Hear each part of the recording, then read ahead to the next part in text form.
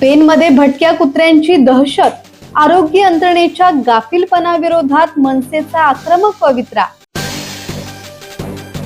Pen उपजिल्हा रुग्णालयात आरोग्य यंत्रणा आणि प्रशासनाच्या गाफीलपणाचा फटका सर्वसामान्य नागरिकांना बसत असल्याचे चित्र आहे।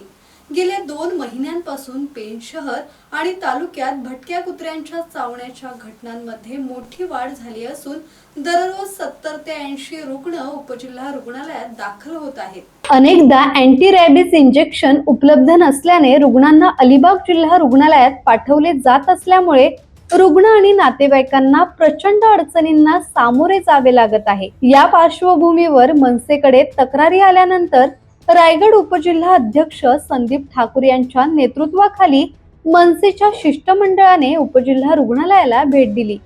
त्यांच्या हस्तक्षेपानंतर तातडीने अँटी रॅबिस इंजेक्शनचा पुरेसा साठा उपलब्ध करण्यात आला। मात्र भटक्या कुत्र्यांच्या प्रश्नावर पेन नगरपालिका आणि पंचायत समिती प्रशासन बघ्याची भूमिका घेत असल्याचा आरोप मनसेने केला आहे।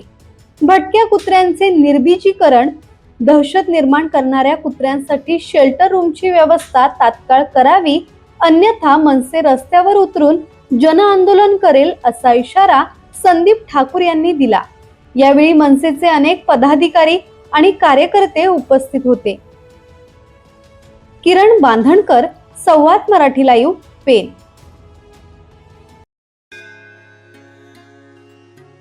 श्री गणपती संस्थान महड, तालुका खालापूर, जिल्हा रायगड। श्री वरद विनायकाच्या भक्तांसाठी भक्त निवासाची सोय, स्वच्छता आणि 24 तास गरम पाणी, सीसीटीव्हीची नजर। आगाऊ नोंदणीसाठी संपर्क करा 02192 26 69 12 72 76 47 38 54।